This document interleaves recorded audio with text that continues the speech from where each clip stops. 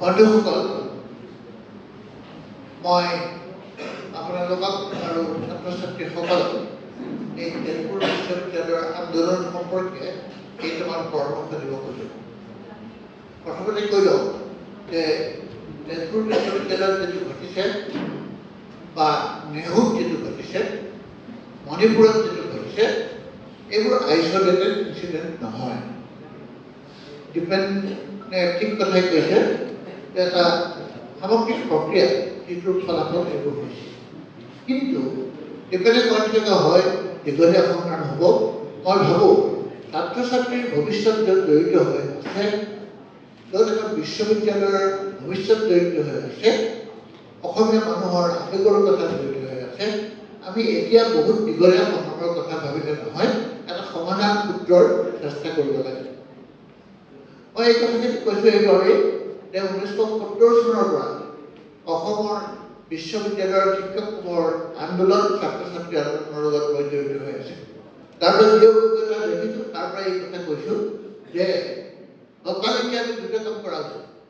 এটা কথা হৈছে অসম চৰকাৰক ৰাইজৰ ফালৰ পৰা হেঁচা দিব লাগিব যাতে চৰকাৰে ব্যৱস্থা লয়। ইয়াৰ প্ৰথম যুক্তি হ'ল যে এখন বিশ্ববিদ্যালয়, আমাৰ ভাৰতবৰ্ষৰ বিশ্ববিদ্যালয়বোৰ সৰহখিনি বিশ্ববিদ্যালয় এনেকুৱা যে এখন সাংস্কৃতিক ভিত্তি কৰি গঢ়ি উঠে। একোটা সম্প্ৰদায়, আমি যাক কমিউনিটি বুলি কওঁ, তেওঁলোকৰ দাবীত বিশ্ববিদ্যালয় গঠিত। গুৱাহাটী বিশ্ববিদ্যালয় অসমীয়া মানুহে পইচা দি কৰিছে। তেজপুৰ বিশ্ববিদ্যালয়, ডিব্ৰুগড় একেই। তেজপুৰ বিশ্ববিদ্যালয় হোৱাৰ আগতে অসম আন্তৰ্জাতিক মই স্কুললৈ যাব নোখোজোঁ, আপোনালোকে জানে। গতিকে অসমৰ জনগণ আৰু বিশেষকৈ তেজপুৰৰ যিটো শৈক্ষিক সম্প্ৰদায় আছে, তেওঁলোক আৰু তেজপুৰৰ নাগৰিক, তেওঁলোকে তথাপিকে গোট খাই এখন কমিটি তৈয়াৰ কৰা উচিত।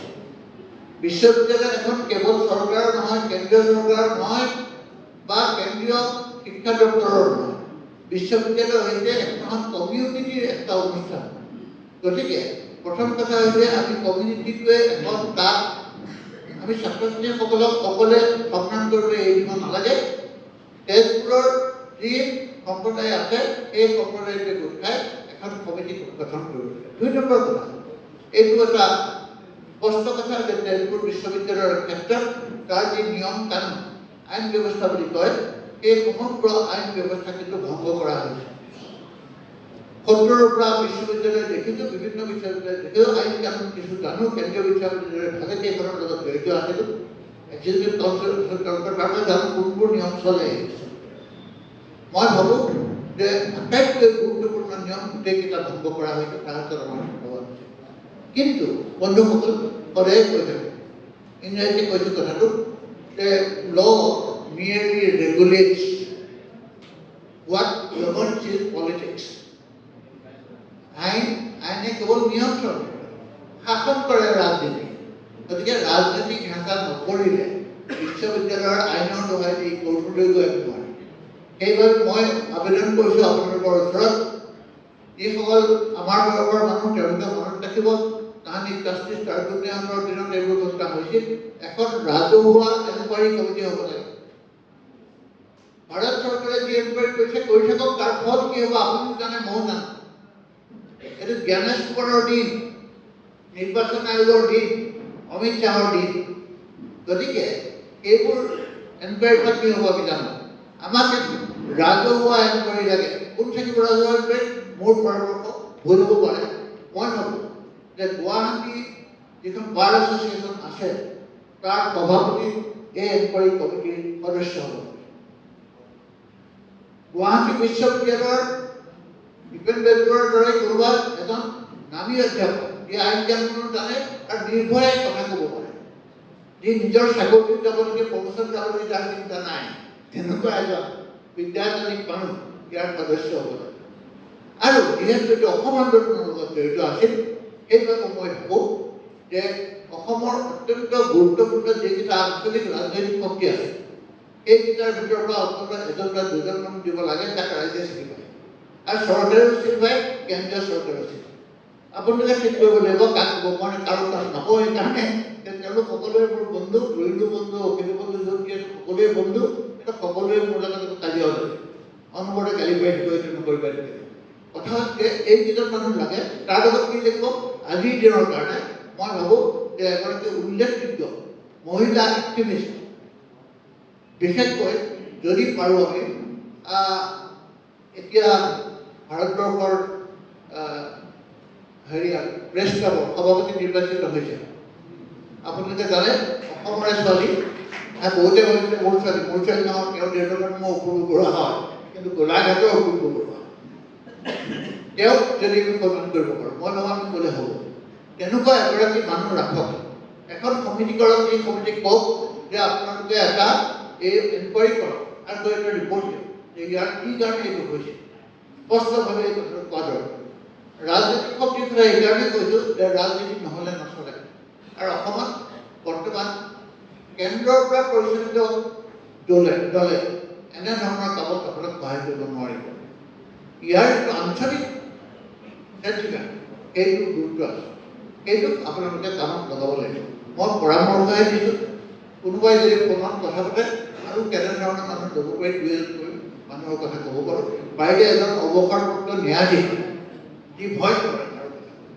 তেনে মানুহ এজনকৈ এই সমিতিখনত কৰিব লাগে এই সমিতিখনৰ বিষয়ে প্ৰচুৰ প্ৰচাৰ কৰিব লাগে আৰু প্ৰয়োজন হ'লে তেওঁলোকে গৃহ মন্ত্ৰালয়লৈ যাব তেজপুৰ ইউনিভাৰ্চিটিলৈ যাব মানুহৰ সাক্ষ্য ল'ব আৰু লৈ এটা ৰিপৰ্ট তৈয়াৰ কৰিব সেই ৰিপৰ্টৰ ভিত্তিত কেন্দ্ৰীয় চৰকাৰক বাধ্য কৰাৰ চেষ্টা কৰিব বিচাৰি যে আপোনালোকে ৰাইজৰ কথা শুনক মই ভাবোঁ যে এই দিশত আগবাঢ়িলে নহ'লে এনেই আমি কৈ থাকি লাভ নাই বহুত দীঘলীয়া কিবা হ'ব এইবোৰ দীঘলীয়া সংগ্ৰাম এতিয়া কথা নহয় এতিয়া কাম হ'ল যে এওঁলোকৰ যাতে শিক্ষাৰ পাছত বাধা নহয় ঠিকেই কথা কৈছে বিত্তীয় অধিকাৰ নাথাকিলে এতিয়া যিজন পাঠ্যক্ৰমৰ খেলজন আছে একো কৰিব নোৱাৰে কিন্তু মই এই কথাটো বুজা নাই যে যদি চিনিয়ৰ মোষ্ট প্ৰফেচাৰ যিজন আছে Indian taken over as the vice chancellor under the মই যিটো জানো যিটো ষ্টেটিউট বুলি কয় সেইখনত তেওঁৰ সকলো ক্ষমতা আছে যদি কিবা কৰি বাৰণ কৰা হৈছে সেইটো ইলিগেল আইনৰ মানুহ আছে তেওঁলোকে জানিব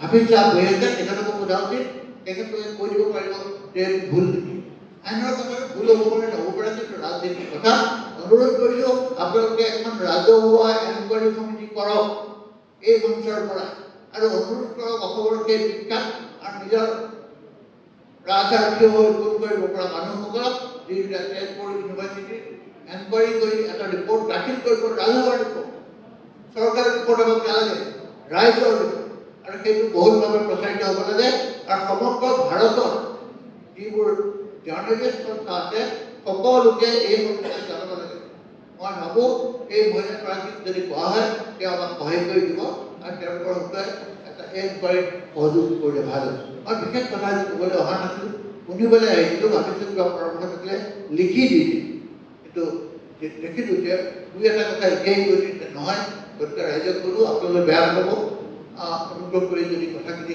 বিচাৰ কৰিছে মই এইকাৰণে কৈছোঁ যে মই আপোনালোক এটা জানি কৈছোঁ লোকৰ উপায় নাই ভাবিব যে এই মানুহটো কিয় ক'ব লাগে মই 25 বছৰ বয়সত বিশ্ববিদ্যালয়ৰ শিক্ষক গোটৰ সভাপতি নিৰ্বাচিত হৈছিলোঁ আৰু অসমৰ শিক্ষক আন্দোলনৰ এসময়ত গুৰি ধৰিছে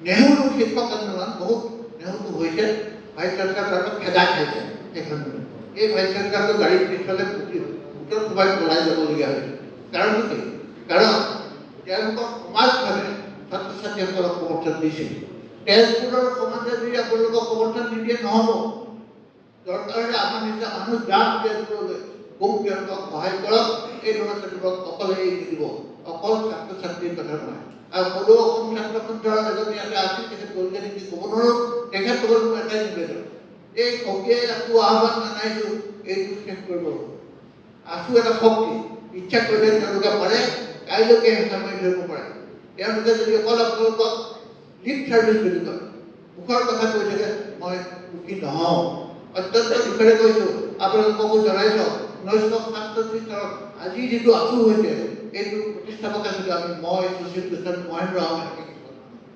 আজি দেখি দুখ লাগে তেওঁলোকে কেৱল শক্তিয়ে নিদিয়ে কাম নহয় দুখৰ মই ভাবোঁ এই কাম কৰিব লাগে আৰু ইয়াতে আঞ্চলিক দলৰ মানুহ আছে শক্তিশালী নেতা তেওঁলোকে তেওঁলোকৰ নিশ্চয় পৰামৰ্শ দিব কিন্তু মই ভাবোঁ এটা ৰাজহুৱা এনকুৱাৰী হ'ব ধন্যবাদ